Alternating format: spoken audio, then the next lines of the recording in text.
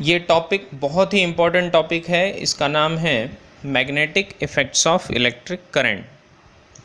तो इसलिए मैं चाहता हूँ कि सब लोग बहुत अच्छे से ध्यान दें। Magnetic effects of electric current इस चैप्टर में सबसे पहले हमें जो पढ़ना है, तो हमें पढ़ना है एक एक्सपेरिमेंट, और इसका नाम है ओरस्टेड एक्सपेरिमेंट। ओरस्टेड एक्सपेरिमेंट, ये एक्सपेरिमेंट क्या है पहले इसको अच्छे से समझेंगे। ओरस्टेड नाम का साइंटिस्ट था। उसने क्या किया, एक इलेक्ट्रिक लाइन थी और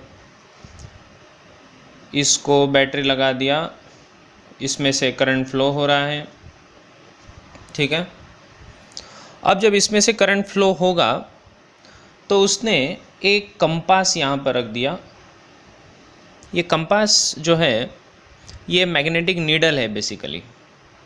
इसको कंपास बोलिए या फिर आप मैग्नेटिक नीडल कहिए। ये जो मैग्नेटिक नीडल है, ये जब इलेक्ट्रिक करंट के पास आई तो उसने देखा कि जैसे ही नीडल इसके पास आती है तो इसमें कुछ डिफ्लेक्शन दिखाई देता है। डिफ्लेक्शन का मतलब क्या है? डिफ्लेक्शन का मतलब है कि जब ये नीडल इसके पास आती है तो ये घूम जाती है। जब ये घूम जाती है इसका मतलब कि इसमें इलेक्ट्रिक करंट जो फ्लो हो रहा है वो इलेक्ट्रिक करंट के पास कुछ ऐसा प्रॉपर्टी होना चाहिए जिसके कारण वो मैग्नेटिक नीडल को घुमा सकें। अब हमें ये पता है कि मैग्नेटिज्म में मैग्नेट कब घूमता है, जब या तो उसको नॉर्थ या साउथ पोल उसके पास आता है तभी जाके ये होता है। तो इसका मतलब ये हुआ कि ये मैग्नेटिक नीडल डिफ्लेक्ट हुई तो इसके कारण इस करंट के पास मैग्नेटिक प्रॉपर्टी होना चाहिए। उसका कंक्लूजन ये था कि मैग्नेटिक नीडल जो है हैज़ मैग्नेटिज्म, इसके पास मैग्नेटिज्म है, ठीक है। इसके पास जो मैग्नेटिज्म है तो ये क्या कर रहा है, electric current must have magnetic properties. इसके पास मैग्नेटिक प्रॉपर्टीज़ होनी चाहिए तभी जाके ऐसा पॉसिबल है कि वो मैग्नेट को या मैग्नेटिक नीडल को हिला सके। तो सबसे पहला यहाँ पर इम्पॉर्टेंट चीज़ ये हो गया कि electric current must have some magnetic property. इसके पास कुछ ना कुछ तो मैग्नेटिक प्रॉपर्टी होनी ही चाहिए, तब जाके हम कह सकते हैं कि ये मैग्नेटिक नीडल डिफ्लेक्ट हो गई। तो फिर आगे जाके इसके ऊपर सर्च भी किया। आपने 8-9 स्टैंडर्ड में पढ़ा होगा कि मान लो आपके पास एक कार्डबोर्ड का शीट है ना। इस कार्डबोर्ड के शीट में से जाने वाला एक कोई ऐसा कंडक्टर है, देखिए, और इस कंडक्टर में से इलेक्ट्रिक करंट अगर जा रहा है ना, इसमें से करंट जा रहा है, और इस शीट के ऊपर हमने आयरन के फाइलिंग्स रख दिए थे। बहुत सारे आयरन के फाइलिंग्स रखे थे। आयरन फाइलिंग्स मतलब क्या? आयरन का बेसिकली पाउडर, आयरन पाउडर। सुबह सुबह नहाने के बाद जो पाउडर लगाते हैं ना, टैल्कम पाउडर, उसके जैसा आयरन का पाउडर है ये। वो पाउडर अगर इसके ऊपर रखा जाए तो ये देखा गया कि इलेक्ट्रिक करंट के कारण वो पाउडर ऐसे कॉन्सेंट्रिक सर्कल्स में अपने आप अरेंज हो गया। ये जो पाउडर था, ये पाउडर अपने आप ऐसे कॉन्सेंट्रिक सर्कल्स में अरेंज हो गया। इसका मतलब क्या है? इसका मतलब ये हुआ कि जो आपका इलेक्ट्रिक करंट है उसमें मैग्नेटिक प्रॉपर्टी होनी ही चाहिए। इसमें मैग्नेटिक प्रॉपर्टी है। अगर इसमें मैग्नेटिक प्रॉपर्टी नहीं रहती तो ये जो आयरन था, ये आयरन इस तरह से अरेंज ना होता। ये पहला इसका कंक्लूजन है। इसका दूसरा कंक्लूजन ये भी है कि इसमें जो आयरन फाइलिंग ऐसे गोल गोल गोल गोल गोल गोल कॉन्सेंट्रिक दिख रहा है ना, तो कॉन्सेंट्रिक है, इसका मतलब कि जो आयरन ये जो करंट है, करंट के पास मैग्नेटिक फील्ड जो है वो कॉन्सेंट्रिक सर्कल्स में है, इसके अराउंड। ये इसका दूसरा कंक्लूजन है। क्या है दूसरा कंक्लूजन? कि इलेक्ट्रिक करंट के बाजू में मैग्नेटिक फील्ड जो होगा, इसको मैग्नेटिक फील्ड कहेंगे हम, मैग्नेटिक फील्ड। ठीक है, जैसे हमने इलेक्ट्रिक फील्ड देखा था उसी तरह इसका नाम होगा मैग्नेटिक फील्ड, और इसको दिखाते हैं हम बी इस सिंबल से। ठीक है, ये बी है। ये बी को कैलकुलेट कैसे करना है बाद में देखने वाले हैं हम। तो यहाँ तक समझ में आया कि ओरस्टेड का एक्सपेरिमेंट क्या था। ओरस्टेड ने कहा कि जब कोई भी इलेक्ट्रिक करंट है तो इलेक्ट्रिक करंट के पास मैग्नेटिक निडल लेके जाओ तो वो डिफ्लेक्शन दिखाती है। डिफ्लेक्शन आया, इसका मतलब उसके पास मैग्नेटिक प्रॉपर्टी होना ही चाहिए, और जिसके पास मैग्नेटिक प्रॉपर्टी है वो मैग्नेटिक प्रॉपर्टी मैग्नेटिक फील्ड को दिखाती है, जो है बी इस सिंबल से। जैसे इलेक्ट्रिक फील्ड को हम दिखाते हैं ई से, उसी तरह मैग्नेटिक फील्ड को दिखाते हैं बी इस सिंबल से। तो ये सबसे पहली चीज़। अब आगे बढ़ेंगे, यहाँ तक सबको समझ में आया हो? ठीक है, अब हम बात करते हैं कि अगर कोई मैग्नेट है आपके पास, कोई भी मैग्नेट, इसी को बार मैग्नेट भी कहा जाता है ना, बार मैग्नेट। तो ये नेचुरली ऑकरिंग मैग्नेट है जिसके पास दो पोल्स होते हैं, एक पोल होता है नॉर्थ पोल, एक पोल होता है साउथ पोल। ठीक है, अब ये जो नॉर्थ और साउथ पोल यहाँ पर आपको दिख रहे हैं, ये देखा गया कि नॉर्थ और साउथ पोल में मैग्नेटिक फील्ड ऐसे नॉर्थ से बाहर निकलती है और साउथ की तरफ बढ़ती है। तो ये आपने 10th स्टैंडर्ड में भी इसको ऐसे ड्रॉ किया होगा कि इस तरह से ये मैग्नेटिक फील्ड होती है। ठीक है, ये नॉर्थ से बाहर निकलने वाली है ना, इस तरह, और किसकी तरफ जाती है? साउथ की तरफ जाती है। ठीक है, तो साउथ से ऐसे अंदर आएगी ये मैग्नेटिक फील्ड। ओके, तो इसी को हम कहते हैं, या तो आप कहिए इसको मैग्नेटिक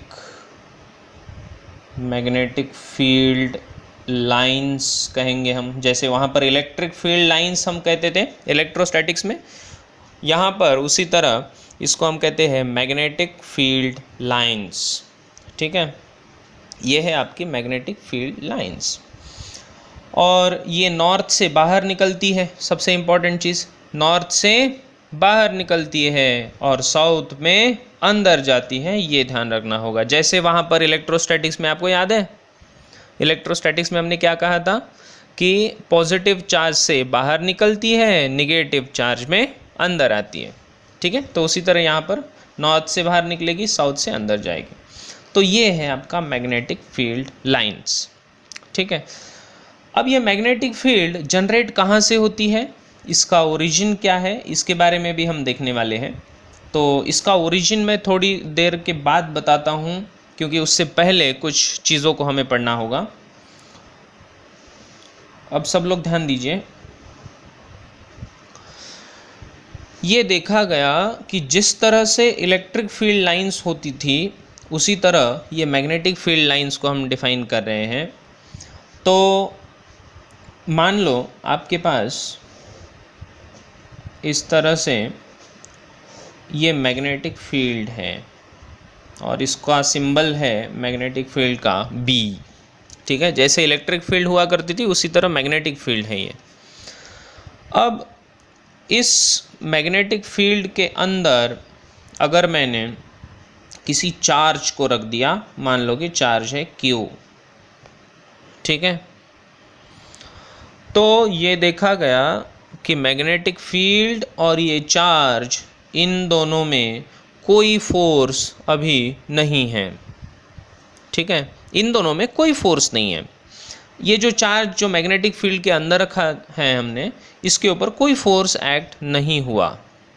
लेकिन ये देखा गया कि जब इसी चार्ज को हम कुछ वेलोसिटी से अगर फेंकते हैं, मान लो कि इसका वेलोसिटी है v, ठीक है, सो ये है मैग्नेटिक फील्ड B, ये है इसका वेलोसिटी V, चार्ज है Q। तो ये देखा गया कि there is a force acting on charge Q, इस चार्ज Q के ऊपर फोर्स एक्ट होता है। तो मैं लिखता हूँ कि charge Q experiences a force, इसके ऊपर फोर्स एक्ट होगा इस चार्ज Q के ऊपर। तो अगर चार्ज Q के ऊपर फोर्स एक्सपीरियंस हो रहा है तो वो कौन सी डायरेक्शन में फोर्स लगेगा? तो क्या इसका मतलब ये वेलोसिटी था तो इसके अलावा इसको फोर्स मिलेगा? हाँ, या तो उसको रोकने वाला होगा या किधर होगा, पता नहीं किधर होगा। तो चलिए देखते हैं कि ये फोर्स कितना होता है, इसका डायरेक्शन किधर होता है, ये सब बात करते हैं। इसीलिए ये पूरे टॉपिक का नाम है force experienced by moving charge, force experienced by moving charge in magnetic field. ठीक है, तो किसी भी मैग्नेटिक फील्ड के अंदर अगर कोई चार्ज है जो मूव हो रहा है तो उसके ऊपर कितना फोर्स एक्ट होगा ये मुझे ढूंढना है। तो इसी को हम देखेंगे। तो ये देखा गया कि इसके ऊपर जो फोर्स एक्ट हो रहा है, किसके ऊपर? चार्ज के ऊपर।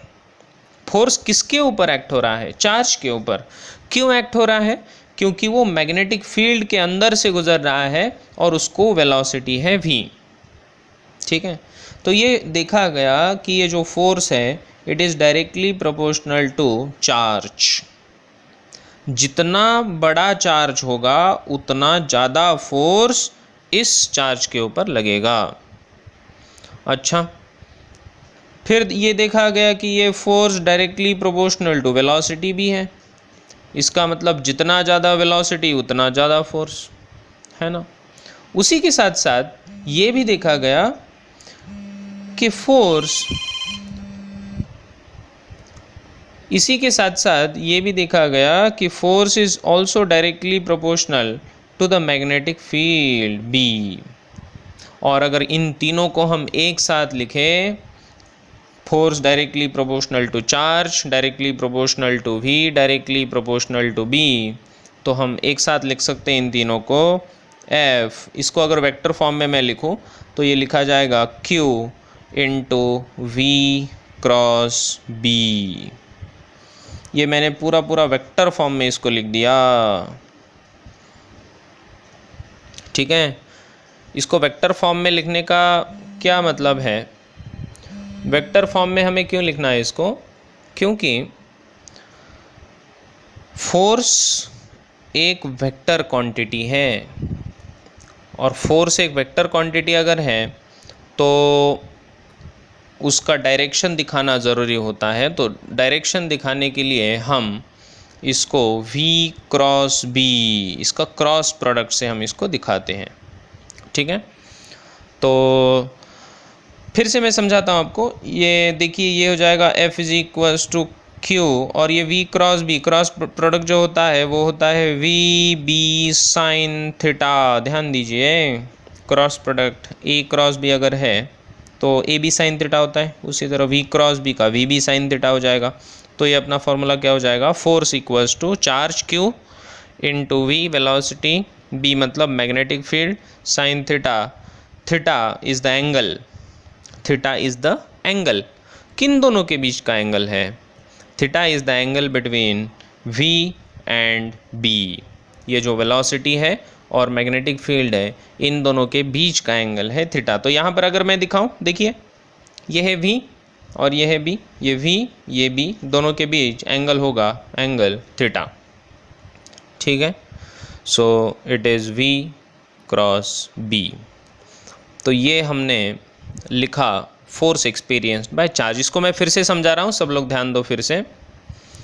अगर आपके पास कोई एक चार्ज था Q जिसको हमने मैग्नेटिक फील्ड के अंदर से ये गुज़र रहा था विद वेलोसिटी V। ठीक है, ये चार्ज बेचारा आया और जा रहा था, किधर जा रहा था? With velocity V, magnetic field में से गुज़र रहा था। तो मैग्नेटिक फील्ड के कारण इसके ऊपर फोर्स एक्सपीरियंस्ड होता है। कितना? तो हमने देखा कि ये फोर्स Q को डायरेक्टली प्रोपोर्शनल है। इसका मतलब जितना बड़ा चार्ज उतना ज़्यादा फोर्स। उसी तरह V को भी है, वेलोसिटी को भी है, तो जितना ज़्यादा वेलोसिटी उतना ज़्यादा फोर्स। उसी तरह ये मैग्नेटिक फील्ड को भी है, जितना ज़्यादा मैग्नेटिक फील्ड उतना ज़्यादा फोर्स। इन तीनों को मिला के वेक्टर फॉर्म में हमने लिख दिया था Q V क्रॉस B। और इसीलिए जो क्रॉस प्रोडक्ट होता है, क्रॉस प्रोडक्ट हमेशा होता है Q V B sine theta. इसके साथ कौन आता है? Sine theta. और थीटा क्या है? It is the angle. कौन से दो वेक्टर के बीच का एंगल है? बोलो। It is the angle between velocity and magnetic field. तो क्या यहाँ तक सबके समझ में आया?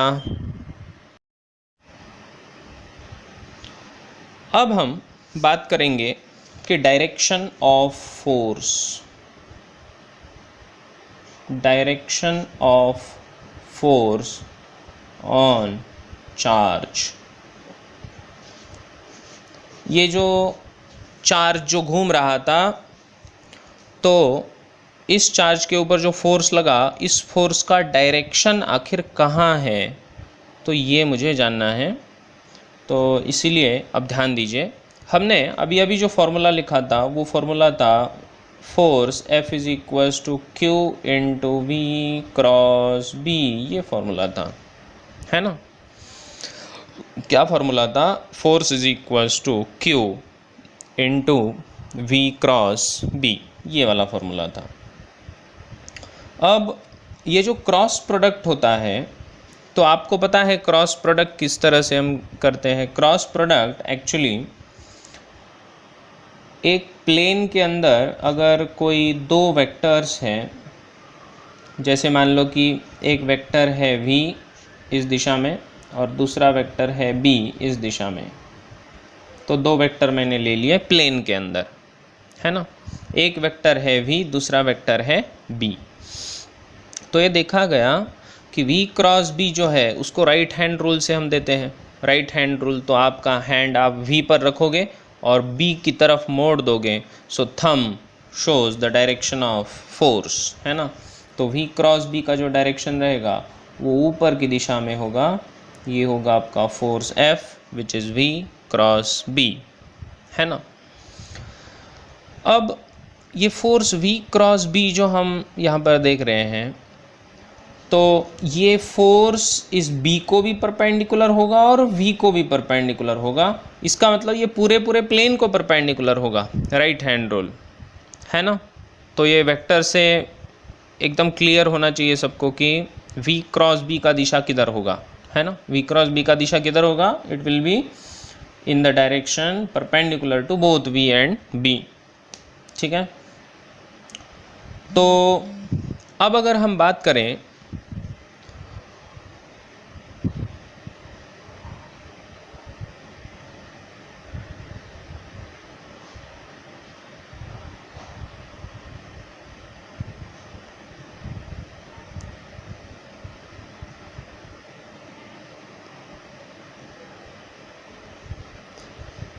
तो सब लोग अभी ध्यान दो। अब हम इसके ऊपर जो फोर्स एक्ट हो रहा था उसको हमने देखा, उसका डायरेक्शन देखा, V क्रॉस B जो होता है फोर्स। अब आगे बढ़ेंगे। अगर मैं इसके ऊपर कोई क्वेश्चन दे दूं आपको, ठीक है? देखिए क्या क्वेश्चन है।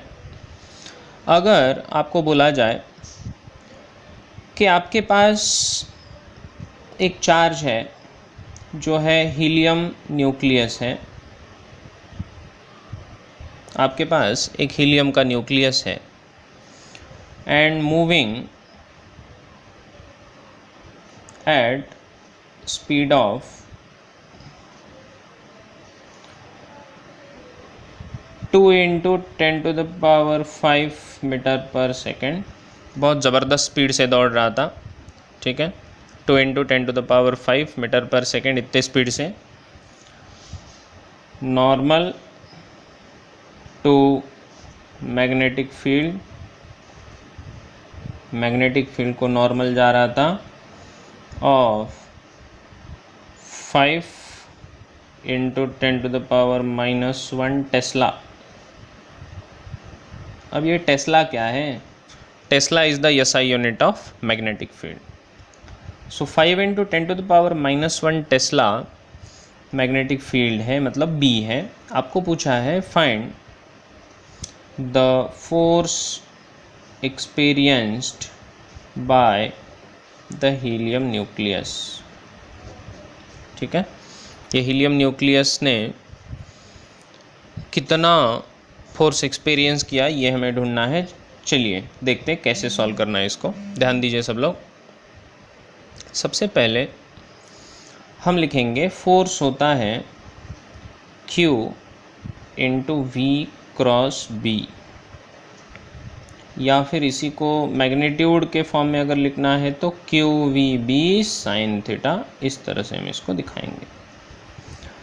अब Q हमें दिया है क्या? हाँ, इनडायरेक्टली दिया है Q। क्या है Q? Q is the helium nucleus. अब हीलियम का न्यूक्लियस मतलब होता है अल्फ़ा पार्टिकल, जिसके पास 2 प्रोटॉन्स है और 2 न्यूट्रॉन्स है। तो 2 प्रोटॉन्स का चार्ज कितना हुआ? 2 इंटू एक प्रोटॉन का चार्ज 1.6 इंटू 10⁻⁻19 कूलम, इतना चार्ज है। ठीक है, और इसको हम लिखेंगे v velocity 2 into 10⁵ metre per second. ठीक है, और उसी तरह मैग्नेटिक फील्ड B को भी लिखेंगे 5 इंटू 10⁻⁻1 टेस्ला। ये क्या है? Magnetic field. टेस्ला को T से दिखाते हैं हम, ध्यान रखना आपसे। ठीक है, तो ये हुए। तो सबसे पहला है F equals to QVB sine theta. तो मैं सब अगर वैल्यूज रखता कि तो 90, क्यों भाई? कि बोला है नॉर्मल टू द फील्ड, तो force is to V sine value अब कर दूँ, आएगा into 1.6 into power 19 into V। देखो V कितना? 2 इंटू 10⁵ इंटू B कितना बोलो? 5 इंटू 10⁻⁻1 इंटू साइन 90। ठीक है, तो साइन 90 कितना होता है? साइन 90 है 1, तो ये बन जाएगा, देखिए 1.6, ये 4 और ये 20 इंटू 1.6, तो ये बन गया 32। देखिए मैंने ऐसे ही कर दिया। ठीक है, और अब 10 का पावर देखिए -19, ये 5 है, ये -1 है, ये पहले है ना, जाएगा ये -20 + 5 इज़ -15। तो इसीलिए 32 इंटू 10⁻⁻15 न्यूटन, इसका SI यूनिट होगा न्यूटन। फोर्स इस न्यूक्लियस हीलियम किसके ऊपर इंटू 10⁻⁻5 न्यूटन। क्या ये समझ में आया? हमने क्या किया? हमने ढूंढा कि किस तरह force experienced bye A charged particle in the magnetic field.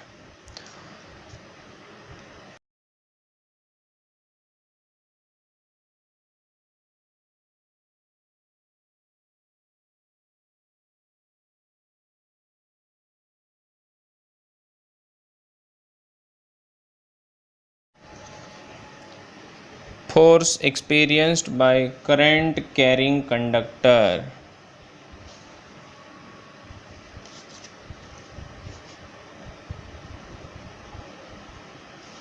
in magnetic field. Force experienced by current carrying conductor in magnetic field. अब ये क्या नया चीज़ है सर? ध्यान दीजिए। Force experienced by current carrying conductor in magnetic field का मतलब क्या होता है? देखिए, अगर कोई आपके पास एक मैग्नेटिक फील्ड है, जिस तरह हम अब तक इलेक्ट्रिक फील्ड देखते आए हैं, उसी तरह अब हम मैग्नेटिक फील्ड की बात करते हैं। ये है आपका मैग्नेटिक फील्ड। इसके अंदर हमने कोई एक वायर रख दिया और इस वायर में करंट जो फ्लो हो रहा है वो है I, और इनके बीच एंगल बना हुआ है थीटा। ठीक है, द लेंथ, यहाँ से लेकर यहाँ तक का जो लेंथ है, इस वायर का लेंथ है मान लो L। तो ये देखा गया कि इस वायर में क्या चार्जेस है, हाँ इस वायर में चार्जेस है। तो क्या चार्ज जब फ्लो होता है किसी मैग्नेटिक फील्ड से तो क्या उसके ऊपर फोर्स एक्ट होता है, हाँ फोर्स एक्ट होता है। तो अगर इसके ऊपर फोर्स एक्ट होने लगे तो वो फोर्स, ये देखा गया कि this force is directly proportional to length. जितना ज़्यादा लेंथ अंदर होगा उतना ज़्यादा फोर्स एक्ट होगा इसके ऊपर। उसी के साथ साथ ये देखा गया कि force is directly proportional to the current flowing in the conductor, directly proportional to I। इस कंडक्टर का लेंथ जितना ज़्यादा उतना ज़्यादा फोर्स, इसका करंट जितना ज़्यादा उतना ज़्यादा फोर्स, और उसी के साथ साथ directly proportional to magnetic field. Magnetic field जितना ज़्यादा उतना ज़्यादा फोर्स। इन तीनों को मिला दिया जाए तो ये बनेगा I into L cross B। ये देखा गया कि इसके ऊपर जो फोर्स एक्ट हो रहा है वो फोर्स है I, current I into L cross B। इतना फोर्स उसके ऊपर एक्ट हो रहा है। इसको अगर हम सिंपल भाषा में लिखें तो I into L into B into sine theta, है ना, I into L into B into sine theta. Theta क्या है बोलो, एंगल है, किसके बीच में है, करंट और मैग्नेटिक फील्ड के बीच का एंगल है, ठीक है। तो ये फोर्स हुआ I L B sine theta. फिर से इसका डायरेक्शन किधर होगा, what is the direction of force, तो यहाँ पर लिख देता हूँ मैं, direction of force is in the direction of L cross B। L cross B की दिशा में इस फोर्स का डायरेक्शन होगा। तो अगर ये L क्रॉस B की दिशा में है तो इसका मतलब ये L कहाँ है, लेंथ, तो लेंथ को थोड़ी ना दिशा होता है। तो लेंथ को यहाँ पर हम डिस्प्लेसमेंट वेक्टर ले रहे हैं और वो जो डिस्प्लेसमेंट है वो हम इन the direction of current consider कर रहे हैं। ये ध्यान रखो, सबसे इम्पॉर्टेंट बात बता रहा हूँ। ये लेंथ क्या है, डिस्प्लेसमेंट वेक्टर है ऐसा मान रहे हैं हम, और उसका दिशा किधर होगा, उसका दिशा होगा इन द डायरेक्शन ऑफ करंट। तो जिस दिशा में करंट फ्लो हो रहा है उसी दिशा में L को कंसिडर करना है, ठीक है। तो L क्रॉस B हमें देगा डायरेक्शन ऑफ फोर्स, जैसे अभी अभी पहले बोला था मैंने, बस उसी तरह से आपका L क्रॉस B ये वाला वेक्टर होगा, है ना। तो चलिए इसके ऊपर एक प्रॉब्लम करते हैं, ध्यान दीजिए सब लोग।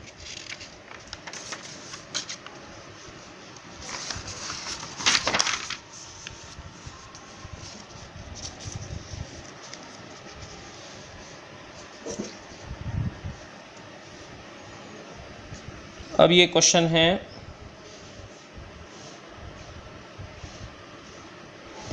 ये मैग्नेटिक फील्ड है, इसके अंदर ये करंट फ्लो हो रहा है, ये मैग्नेटिक फील्ड है। आपको दिया है करंट 5 एम्पियर, मैग्नेटिक फील्ड दिया है 500 Tesla, the length is given 5 meter, find the force experienced, इसके ऊपर कितना फोर्स एक्सपीरियंस्ड हुआ if wire is at 60 degree to magnetic field. आपका जो वायर है वो मैग्नेटिक फील्ड को अगर 60 डिग्री एंगल पे है तो आपसे पूछा है कितना फोर्स एक्ट होगा। देखिए बड़ा आसान है। तो फोर्स का फॉर्मूला क्या है बोलो, what is the formula for force, it is ILB sine theta, ILB sine theta वाला फॉर्मूला। चलिए I कितना 5, L बोलो कितना 5, और B कितना बोलो 500। और ये साइन एंगल कितना 60 डिग्री। बड़ा आसान है। ये 25 इंटू 5 इज़ 125/00 इंटू साइन 60 कितना होता है, इट इज़ √3/2। ओके, और इसीलिए ये बनेगा, दिस इज़, इसका आधा कर लो, ये 6250 √3, दिस इज़ न्यूटन।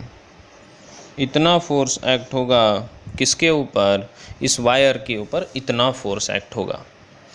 तो आज हमने क्या क्या पढ़ा, तो आज हमने पढ़ा, सबसे पहले पढ़ा कि किसी भी मैग्नेटिक नीडल को अगर वायर के पास लाया जाए तो उसके ऊपर फोर्स एक्ट होता है। वो ओरस्टेड एक्सपेरिमेंट था।